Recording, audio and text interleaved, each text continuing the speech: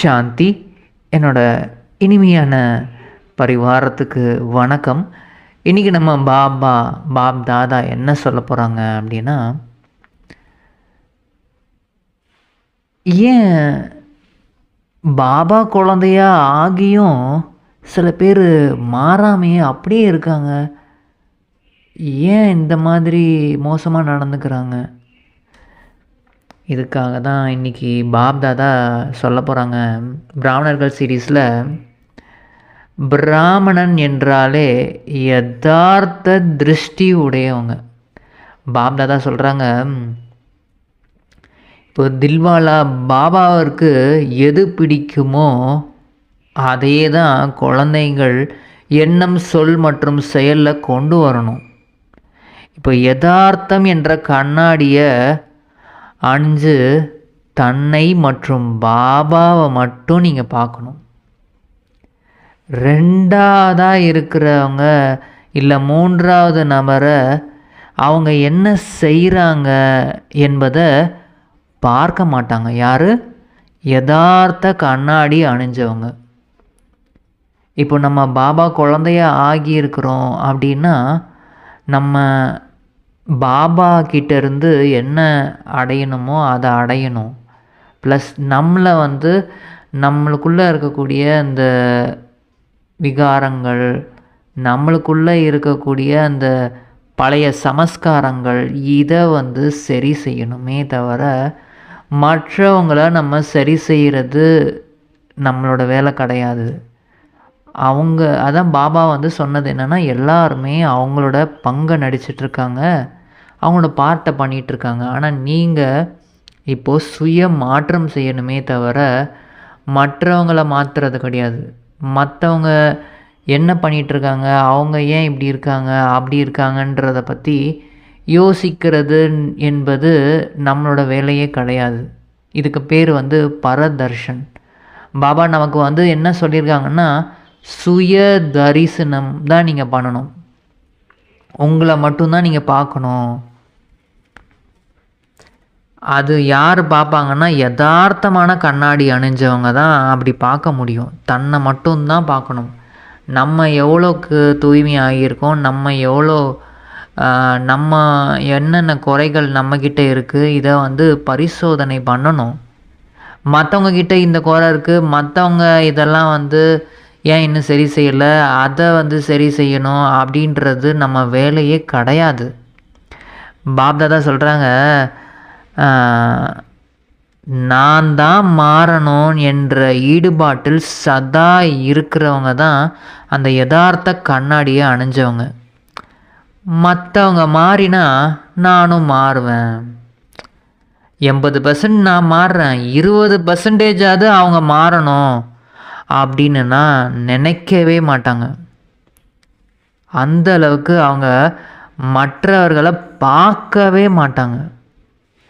நான் மாறி மற்றவர்களுக்கு எளிதாக்குவதற்கான உதாரணமாக தான் நான் ஆவேன். நம்ம மாறி நம்ம அந்தளவுக்கு நமக்குள்ள மாற்றத்தை கொண்டு மற்றவங்களுக்கும் இந்த பாதை ரொம்ப எளிதானது தாங்க அப்படின்னு உதாரணமாக இருக்கணும்னு பாபா சொல்கிறாங்க. அதனால தான் உடனே கேட்பவர்கள், பாபா என்ன சொல்லியிருக்காரோ அதை உடனடியாக கேட்பவர்கள் தான் அர்ஜுனர் அப்படின்னு சொல்லப்படுது. அர்ஜுனன்னா ஆன்மீக பிறப்பு. நீங்கள் ஆன்மீக பிறப்பு எடுத்தாலே அர்ஜுனன் தான். ஆனால் யார் கேட்குறாங்களோ அவங்க தான் அர்ஜுனன். இதை தான் யதார்த்த பிறப்புன்னு சொல்லப்படுது. யதார்த்த கண்ணாடி அல்லனா யதார்த்த திருஷ்டின்னு சொல்லப்படுது. யதார்த்தமான திருஷ்டி உடையவங்க. அதனால் நம்ம எவ்வளோக்கு எவ்வளோ தூய்மையாகியிருக்கோம், நமக்குள்ள மாற்றத்தை கொண்டு வரணும், நான் தான் மாறணும் அப்படின்றதுல மட்டும்தான் கவனம் இருக்கணும்னு பாபா சொல்கிறாங்க. மற்றவங்கள பற்றி நம்ம யோசிக்கிறோன்னாலே மற்றவங்களோட நன்மையை பற்றி வேணால் யோசிக்கலாம். ஆனால் தீயது இருக்குது அப்படின்னா அப்போது நமக்குள்ள இன்னும் மாற்றம் வரலை அப்படின்னு அர்த்தம். நம்மளுக்குள்ள நம்ம மாற்றத்தை கொண்டு வரணும்.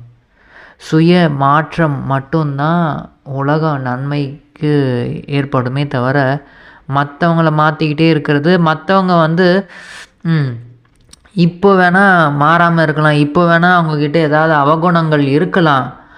ஆனால் அவங்களே கொஞ்சம் காலம் கழித்து அவங்களே தன்னை கூட மாற்றிப்பாங்க.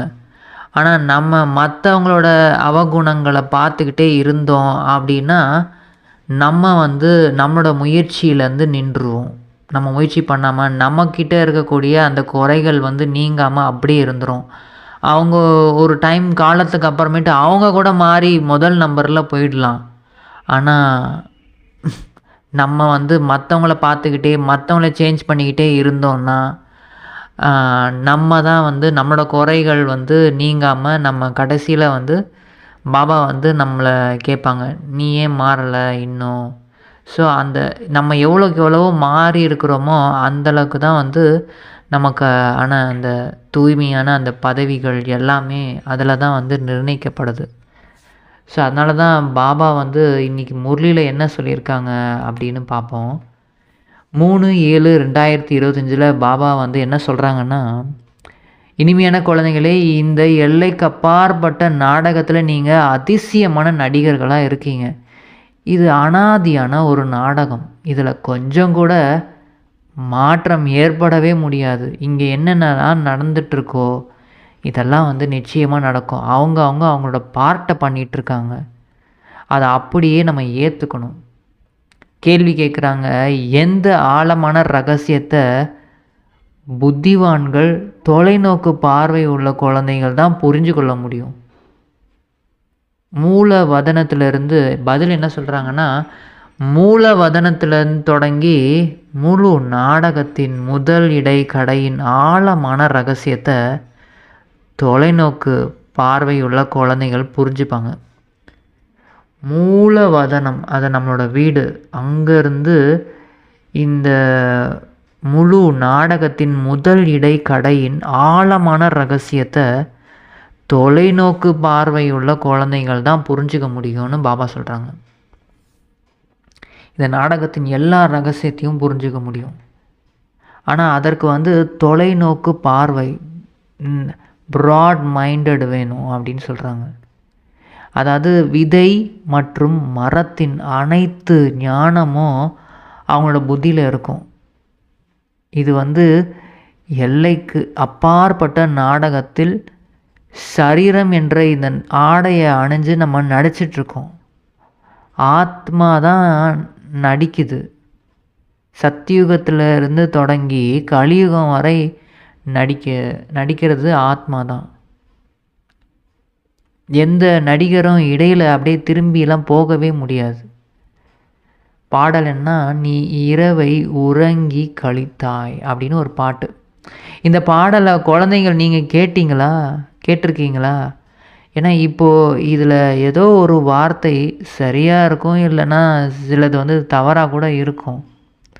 என்னென்னா, துக்கத்தில் நினைவு செய்கிறது இல்லை, துக்கமும் நிச்சயமாக வர வேண்டியுள்ளது.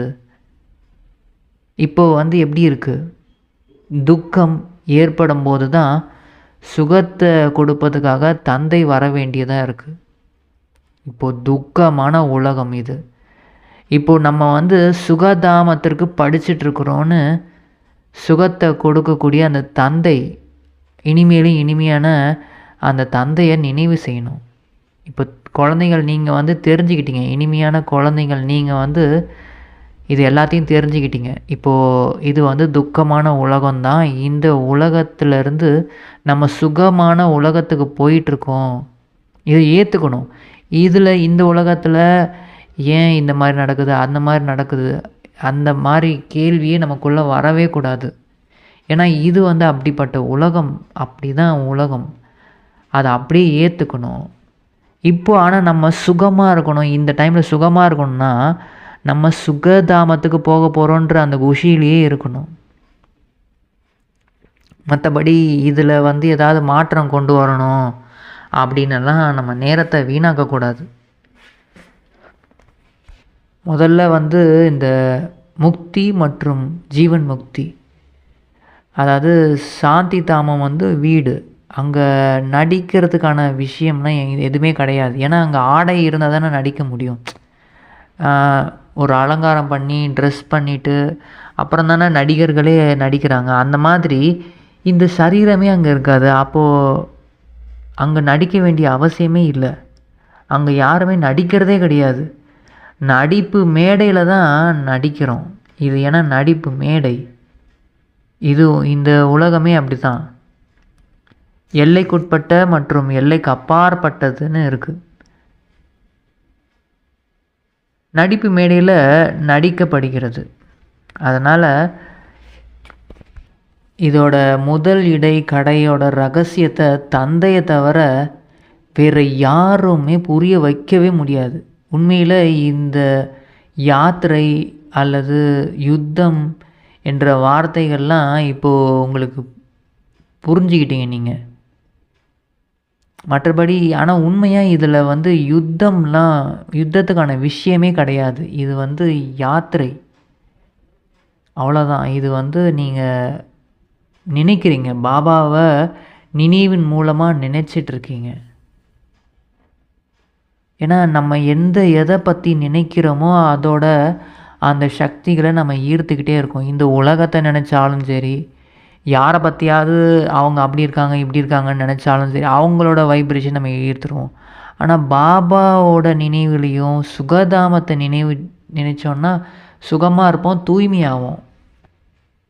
ஏன்னா தூய்மை அடைஞ்சால் தான் வீட்டுக்கே போக முடியும். பாபா சொல்கிறாங்க, குழந்தைங்களே இப்போ நீங்கள் தூய்மையாகணும்.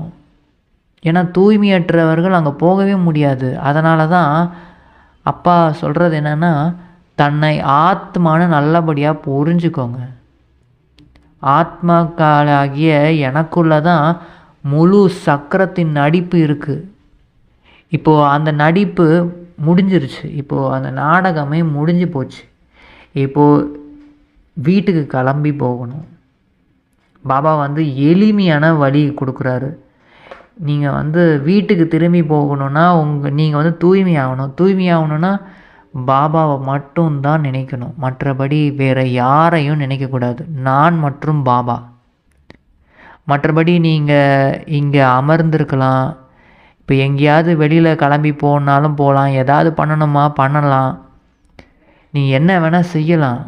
ஆனால் தூய்மை ஆகணும். இங்கே யுத்தம்லாம் எதுவுமே கிடையாது. நீங்கள் உங்களை வந்து தமோ பிரதானத்திலேருந்து சத்தோ பிரதானமாக ஆக்கிக்கணும். மாயாவின் மீது வெற்றி அடையணும். இப்போது இந்த மாயா வந்து எப்படியெல்லாம் மறக்க வைக்கலான்னு அது யுத்தம் பண்ணிக்கிட்டே இருக்கும். மற்றவங்கள அது யாரையாவது எதையாவது காமிச்சிக்கிட்டே இருக்கும். ஆனால் வந்து 84 பிறவி சக்கரம் இப்போ முடிவடையக்கூடிய டைம். அதில் கண்டிப்பாக மனிதர்கள் தான் இருப்பாங்க. மனித ஆத்மாக்கள் நீங்கள் தான் வந்து மாற்றம் அடையணும். இந்த நிலம் பூமியெலாம் வந்து மாற்றம் ஆகாது. நம்ம சதோ பிரதானமாக இருந்தோன்னா இந்த உலகமே சதோ பிரதானமாக தான் இருக்கும். இந்த உலகமே தூய்மையாக தான் இருக்கும். ஆத்மாவில் தான் இந்த தமோ பிரதானம் அந்த அந்த இது இருக்கும் போது தான் உலகமே அப்படி தமோ பிரதானமாக ஆயிடுச்சு. அதனால் இப்போ பாபா உங்களை வந்து புத்திசாலியாக ஆக்கிட்டுருக்கேன் அப்படின்னு பாபா சொல்கிறாங்க. எவ்வளோ உயர்ந்த பதவி நீங்கள் அடையிறீங்க. அங்குள்ள ஏழைகள் கூட வந்து இங்குள்ள செல்வந்தர்களை விட மிகவும் உயர்ந்தவர்களாக இருப்பாங்க. அங்கே இருக்கக்கூடிய ஏழைகளை அவங்க எவ்வளோ மோசமான ஏழைகளாக இருக்காங்கன்னா, ஆனால் இங்கே இருக்கக்கூடிய செல்வந்தர்களை விட அங்கே மிகப்பெரிய கோடீஸ்வரங்களாக இருப்பாங்க. அதனால் பெரிய பெரிய ராஜாக்கள் இருந்தாங்க. அவங்கக்கிட்ட நிறைய செல்வம் இருந்துச்சு. ஆனால் விகாரிகளாக தானே இருந்தாங்க. இப்போது இந்த கலியுகத்துலேயும் சரி நிறைய பணம்லாம் வச்சுருந்தாங்க. கோடிக்கணக்கில் இருந்தது. செல்வம், தங்கம் என்னென்னமோ வச்சுருந்தாங்க. ஆனால் அவங்க வந்து விகாரிகளாக இருந்தாங்க. ஆனால் அங்கே இருக்கவங்க வந்து விகாரம் இல்லை. அதனால் அவங்க அதை விட செல்வம் அதிகமாக இருக்கிறவங்க. அதனால தான் பாபா வந்து இந்த வித்தியாசத்தை அவங்களுக்கு புரிய வைக்கிறேன் இராணுவத்தில் வந்து போடக்கூடிய சண்டையெல்லாம் கிடையாது. இங்கே உள்ளுக்குள்ளே உங்களுக்குள்ள அந்த ராவணனின் நிழல் வந்து படியுது. எப்போன்னா பக்தி மார்க்க ஆரம்பிக்கும் போது, நீங்கள் தூய்மையற்றவர்களாக ஆகும் போது தான் இந்த விகாரம் வந்து உங்களுக்குள்ள அந்த நிழல், ராவணனோட நிழல் வந்து படிய ஆரம்பிக்குது. அதை அதை வந்து நடுவில் வந்தது தான். ஆனால் நீங்கள் சத்தியுகம் திரேதாயுகத்தில் தூய்மையானா தான் இருந்தீங்க. இப்போது நடுவில் வந்தது. இப்போ திரும்பியும் அதை நடுவில் வந்து நீங்கள் அழிச்சிடணும். அது உங்களுக்குள்ளே இல்லை. ஏன்னா அது உங்களோடதே கிடையாது. ராவணோட ஐட்டம்ஸ் வந்து உங்களது கிடையாது.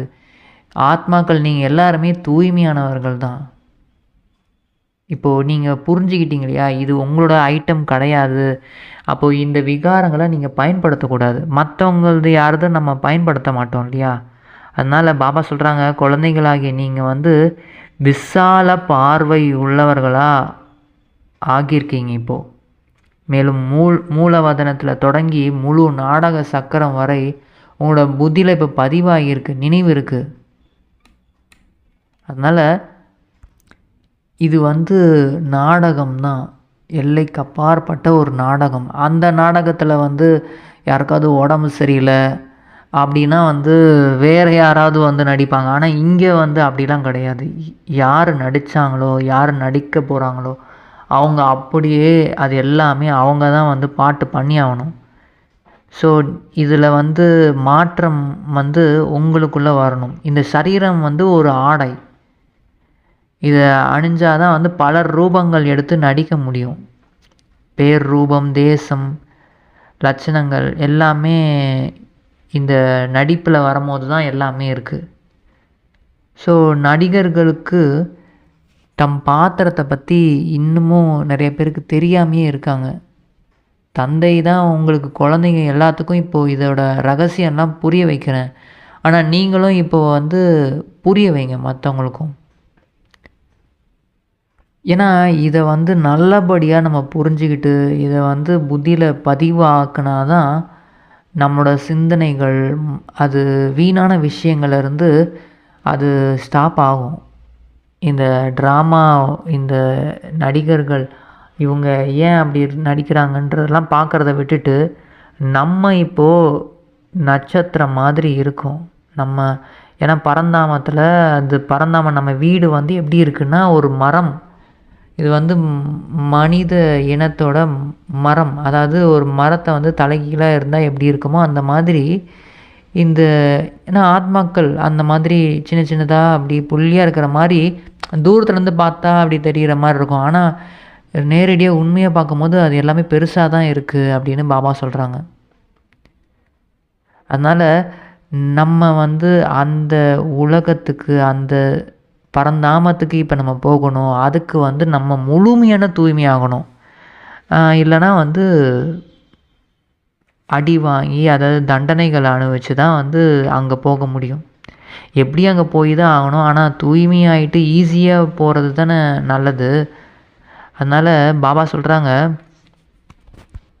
இந்த உலகத்தில் மாயாவோட ஜொலிப்பு எவ்வளோ தான் இருந்தாலும் அது இருக்குது இது அதுன்னு எவ்வளோ தான் டெக்னாலஜி என்னென்னமோ வந்தாலும் இது ராவணனோட தங்க யுகம். ஆனால் உண்மையான ஈஸ்வரனோட தங்க யுகம் வந்து அது சத்தியுகம், திரேதாயுகம். அதற்கும் இதற்கும் எல்லைக்கு அப்பாற்பட்ட வித்தியாசம் இருக்குது. மனிதர்கள் சொல்கிறாங்க இன்னும் 6-7 மாதத்துக்கு இவ்வளோ தானியங்கள் இருக்குது. அதை பற்றி ஆனால் பாபா சொல்கிறாங்க அதை பற்றி கேட்கவே கேட்காதீங்க. பாருங்கள் அவங்க இன்னும் 6 வருஷம் திட்டம் 5 வருஷம் திட்டத்துக்கு என்னென்னமோ போட்டுட்ருக்காங்க. ஆனால் குழந்தைகளாகிய உங்களுக்கு இப்போது என்ன திட்டம்னு தெரிஞ்சுக்கிட்டீங்க. உங்களோட திட்டம் என்ன, என்னுடைய திட்டம் என்ன? பாபாவோட திட்டம் வந்து பழைய உலகத்தை புதியதாக ஆக்கணும். உங்களுடையதும் ஒரே திட்டம்தான். பாபாவோட திட்டம் தான் குழந்தைகளாகிய உங்களோட திட்டமும். தந்தையின்படி நீங்கள் வந்து ஸ்ரீமத் படி நம்முடைய ஆஸ்தியை எடுக்கணும். உங்களோட திட்டம் அவ்வளோதான். பாபா வந்து வழி காட்டுறேன் அப்படின்னு சொல்கிறாங்க. ஸ்ரீமத் உயர்ந்த வழி. இந்த வார்த்தையை வந்து இங்கே பாபா வந்து இந்த இதெல்லாம் வந்து பேசுகிறதில்ல, சமஸ்கிருதம்லாம் வந்து பேசுகிறது கிடையாது. பாபா வந்து ஹிந்தி மொழியில் தான் உங்களுக்கு புரிய வைக்கிறேன். ஹிந்தி மொழி வந்து இந்த பாரதம் ஃபுல்லாக எல்லாருமே ஜென்ரலாக பேசக்கூடிய மொழி. அவங்க ஏன்னா ஹிந்தி மூலமாக தான் எல்லாருமே புரிஞ்சுக்கிறாங்க. ஹிந்தி அப்புறம் ஆங்கிலமும் இருக்குது. ஆங்கிலமும் நிறைய பேருக்கு தெரியும், ஹிந்தியும் நிறைய பேருக்கு தெரியும். ஆனால் மற்றபடி வீட்டில் இருக்கவங்க மாதார்கள் அந்த அளவுக்கு படிக்கலை. இன்றைக்கி நாள்லாம் வெளிநாட்டிலலாம் ஆங்கிலம் கற்றுக்குறாங்க. அதுக்கப்புறம் இங்கே வரும்போதும் ஆங்கிலத்திலே பேசுகிறாங்க. அப்போ ஹிந்தி பேசவே அவங்களுக்கு அந்தளவுக்கு வரல. வீட்டுக்கு வரும்போது தாயிடம் கூட ஆங்கிலத்திலே பேச ஆரம்பிச்சிடுறாங்க. ஆனால் பாவம் அவங்களுக்கு வந்து குழம்பிடுறாங்க, என்ன இவங்க ஆங்கிலத்தை பேசுகிறாங்க, என்ன ஒன்றும் புரியலையே அப்படின்னு. ஆனால் சத்தியுகத்தில் வந்து பார்த்திங்கன்னா அங்கே எல்லாருமே உலகத்தில் அந்த சத்தியுகம் முழு உலகத்துலேயும் ஒரே மொழி தான் இருந்துச்சு. ஐயோ எனக்கு இது தெரியலையே, எனக்கு இந்த மொழி கற்றுக்கணுமா, அந்த மொழியா இதுவா? ஏன்னா இங்கே மொழினால் ஏகப்பட்ட பிரச்சனைகள் வருது. இது உயர்ந்தது, அது தாழ்ந்தது, இது வந்து கடைசியில் வந்தது அப்படின்லாம் கிடையவே கிடையாது. அங்கே சத்தியுகத்தில் பேசப்பட்ட மொழி வந்து எல்லாருமே ஒரே மொழியை தான் பேசிகிட்டு இருந்தாங்க. அங்கே வந்து இந்த மாதிரிலாம் கிடையாது. ஆனால் இப்போ என்ன நீங்கள் புரிஞ்சிக்கணுன்னா, பாபா சொல்கிறாங்க, இப்போ அதே மாதிரி இப்போ மீண்டும் ஸ்தாபனை ஆகிட்டுருக்கு. ஒவ்வொரு 5000 வருடங்களுக்கு முன்னாடியும் ஒரு முறையும் வந்து இந்த மாதிரி சிருஷ்டி சக்கரம் வந்து பாபா வந்து இதை மாற்றிட்டு தான் போகிறேன், இது எப்படி சுற்றுது, இதை வந்து உங்கள் புத்தியில் இருக்கணும். இப்போது தந்தையின் நினைவில் நான் இருக்கேனா இல்லையா அப்படின்னு செக் பண்ணணும். இங்கே உங்களுக்கு ஓய்வு நேரம் நிறைய இருக்குது. அதிகாலையில் நீங்கள் குளிச்சுட்டு கூட வெளியில் சுற்றி மிகவும் மகிழ்ச்சியாக நீங்கள் நடந்துக்கிட்டே பாபாவை நினச்சிக்கிட்டே இருக்கலாம். நம்ம எல்லாருமே நடிகர்கள் தான், எல்லாருமே அவங்கவுங்க பாட்டை நடிக்கிறாங்க. எதுக்கு நம்ம அவங்கள பற்றி வந்து யோசிக்கணும், அவங்களோட அந்த அழுக்கை பற்றி யோசிக்கணும்? அவங்களோட குணத்தை அவங்க கண்டிப்பாக மாற்றிப்பாங்க. நம்ம வந்து இப்போது நம்மளோட பாகத்தை நடிக்கணும். நான் வந்து பாபா கிட்டேருந்து ஆஸ்தி எடுக்கணும். 84 பிறவிக்கு எடுக்கணும். ஒரு பிறவிக்கு எடுத்தால் பரவாயில்ல, 84 முழு பிறவிக்கும் எடுக்கணும். அப்போது நமக்கு வந்து இதை பற்றி தன்னை பற்றி நம்ம யோசித்து நம்மளை வந்து மாற்றம் செய்யறதுல நம்ம கவனம் கொடுக்கணும். அப்புறமேட்டு நீங்கள் வெளியில் எங்கே வேணால் சுற்றி திரியலாம். காலையில் எந்திரிச்ச உடனே இதை பற்றி நீங்கள் சிந்தனை பண்ணி பாபாவை நல்லபடியாக நினைக்கணும். அவங்க வந்து நிறைய மனிதர்கள் பாருங்கள், வெளியே சுற்றிக்கிட்டே வந்து வருமானம் செய்கிறதுக்காக போகிறாங்க. ஆனால் நீங்கள் அதை விட அதிகமான வருமானத்தை இப்போ சம்பாதிச்சிட்ருக்கீங்க. புத்தியில் வந்து இந்த சக்கரத்தின் நினைவு இருக்கணும். பிறகு தந்தையை நினைவு செஞ்சுக்கிட்டே இருக்கணும். அப்போ தான் உங்களுக்கு வருமானம் ஈட்டிக்கிட்டே இருப்பீங்க. அதனால் பாபா நல்ல நல்ல யுக்திகள்லாம் உங்களுக்கு சொல்லி தரேன். இந்த ஞான மனனை சிந்தனை செய்யுங்க. இப்போ தனிமையாக நீங்கள் இருக்கீங்க அப்படின்னா உள்ளுக்குள்ளே இதை பற்றி, இந்த ஞானத்தை பற்றி நல்லபடியாக உள்ளுக்குள்ளே இருந்து அதை நினைச்சு பார்க்கணும். இந்த மாதிரி நடந்துகிட்ருக்கு இந்த உலகத்தில்.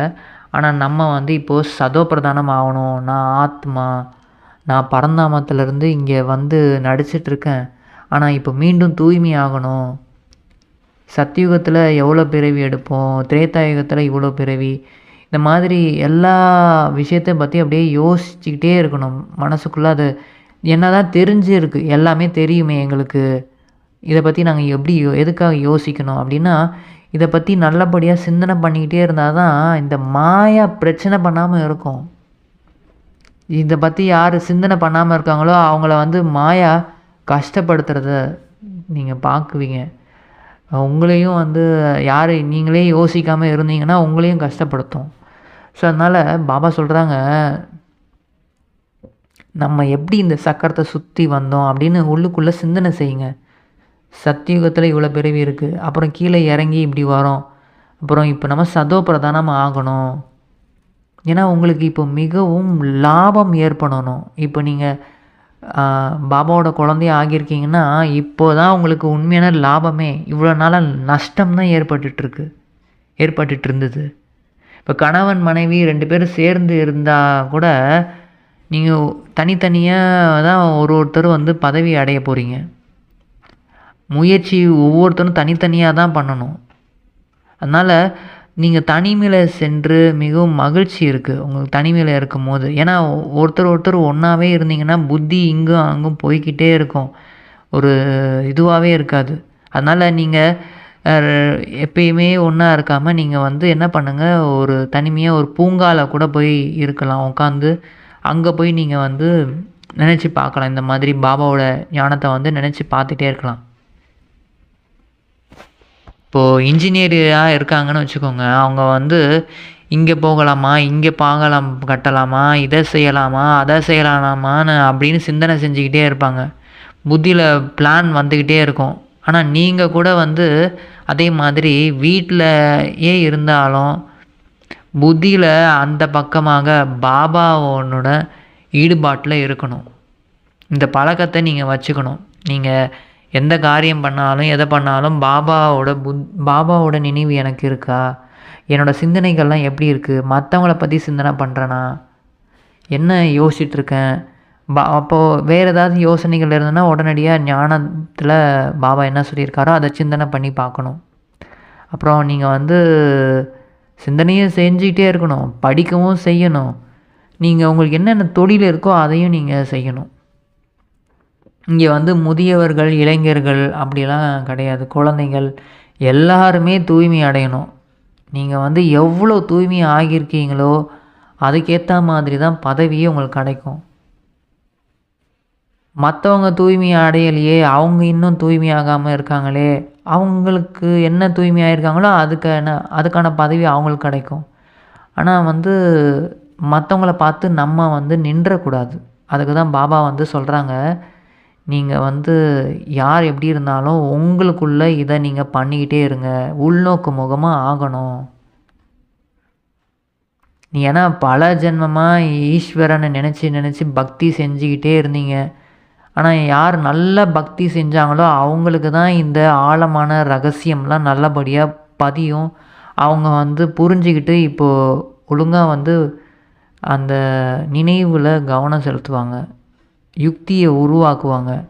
எப்படியெல்லாம் வந்து நம்ம பாபாவை நினைக்கலாம், இந்த நாடகத்தை புத்தியில் இருக்கணும், இந்த நாடகத்தை பற்றின விஷயங்கள். ஏன்னா இதில் எல்லாமே நல்லது தான், நடப்பது எல்லாமே நல்லது தான். மீண்டும் இப்போது உலகம் வந்து சதோப்பிரதானமாக ஆகப்போகுது.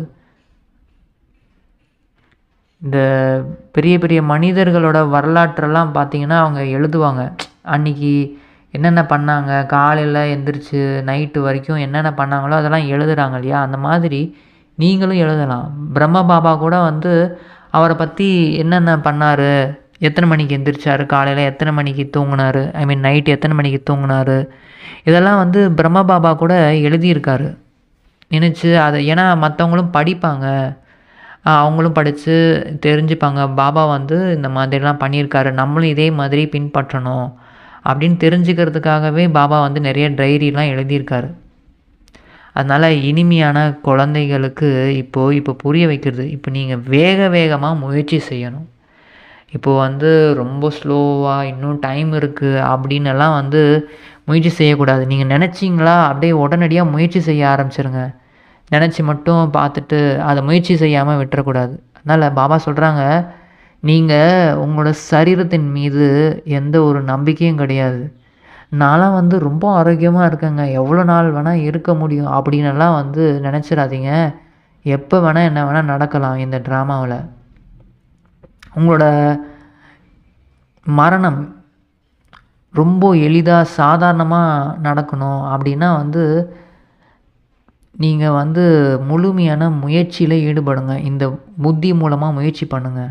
ஏன்னா இப்போலாம் பார்க்குறீங்கள்ல, இன்றைக்கி எல்லாம் வந்து உலகத்தில் எப்படியெல்லாம் ரொம்ப சாதாரணமாக தான் இருக்காங்க, நல்லபடியாக தான் இருக்காங்க. ஆனால் உட்காந்துக்கிட்டே இறந்துடுறாங்க திடீர்னு. நல்லா நடனம் ஆடிக்கிட்டே இருக்காங்க, அதாவது சரீரத்தை விட்டுடுறாங்க. அதனால் இப்போது உங்களோட முயற்சியை நீங்கள் செஞ்சுக்கிட்டே இருங்க அப்படின்னு பாபா சொல்கிறாங்க. வரதானம் என்ன சொல்கிறாருன்னா, பாபா இனிமை தன்மயம் என்பது அப்படிப்பட்ட விசேஷ தாரணை. அதாவது கசப்பான பூமியை கூட இனிமையானதாக ஆக்கிடும். யாருக்கேனும் 2 மனிதர்களுக்கு இனிமையான ஒரு திருஷ்டி கொடுத்து இனிமையான வார்த்தைகளை பேசுகிறீங்கன்னா எந்த ஒரு ஆத்மாவும் சதா காலத்திற்கும் நிரம்பிடுவாங்க. 2 மனிதர்களின் இனிமையான திருஷ்டி மற்றும் வார்த்தை என்பது அந்த ஆத்மாவின் சிருஷ்டியவே மாற்றிடுது. 2 பேரோட அந்த இனிமையான அந்த திருஷ்டி. அப்போது நம்ம யாரை பார்த்தாலும் இனிமையான திருஷ்டி தான் வைக்கணும். இனிமையான வார்த்தை அவங்களுக்கு சொல்லி அவங்களுக்கு இனிமைப்படுத்தணும், அவங்கள குஷிப்படுத்தணும். ஏன்னா உங்களுடைய இனிமையான 2 வார்த்தைகள் கூட சதா காலத்திற்கு அவங்கள மாறுவதற்கான கருவியாக ஆக்கிடும். நீங்கள் 2 இனிமையான வார்த்தை தான் பேசுனீங்க, அவங்க சதா காலத்துக்கும் அவங்க மாறுவதற்கு கருவியாக ஆகிடும். அதனால் நீங்கள் இனிமைத்தன்மை மதுரதா என்ற இந்த வரதானத்தின் சதா தன்னுடையதாக வச்சுக்கணும். நான் இனிமையான ஆத்மா, ஒவ்வொரு வார்த்தையும் என்னோடய வார்த்தைகள் எல்லாமே இனிமையாக தான் இருக்குது அப்படின்னு. அதனால் பாபா சொல்கிறாங்க, சதா இனிமையாக இருங்க, மேலும் அனைவரையும் இனிமையாக ஆக்குங்க. இதுதான் உங்களோட வரம். இதை நாள் ஃபுல்லாக நினச்சி பாருங்கள். நான் இனிமையாக இருக்கேன், அனைவரையும் இனிமையாக ஆக்குறேன். ஸ்லோகன் என்னென்னா, ஒவ்வொரு சூழ்நிலையும் ஏற்றுக்கொண்டவர்களாக ஆகணும். அப்போ தான் ராஜயுத், அதாவது ரகசியங்களை அறிந்தவர்களாக ஆக முடியும்.